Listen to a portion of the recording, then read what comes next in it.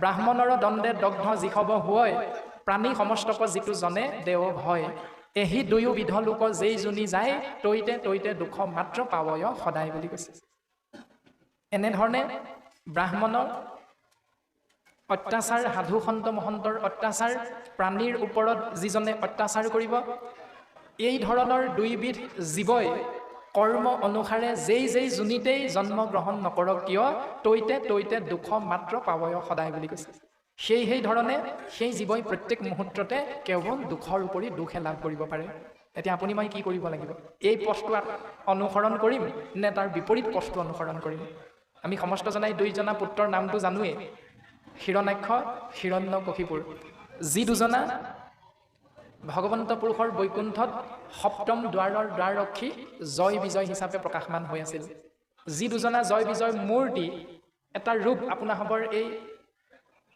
নৱৰূপা নামঘৰৰ মণিকূটৰ দুৱাৰমুখত আপোনাসৱে স্থাপন কৰি ৰাখিছে জয় আৰু বিজয় এই দুইজনা বৈকুণ্ঠত থাকিও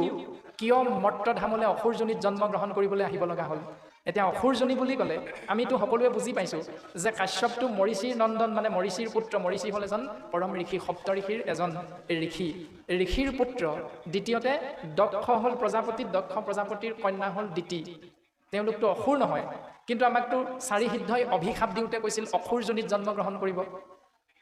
তেতিয়াহ'লে এইটোতো আমাৰ চিন্তাৰ মতেতো ভুল হৈছে শাস্ত্ৰইটো ভুলকৈ ক'লে এতিয়া অসুৰজনীত জন্ম গ্ৰহণ কৰিব মানে কি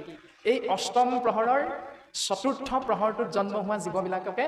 অসুৰ বুলি শাস্ত্ৰই সিদ্ধান্ত দিছে সেই কথাটো আপুনি মই চিন্তা কৰাটো অতীৱ প্ৰয়োজন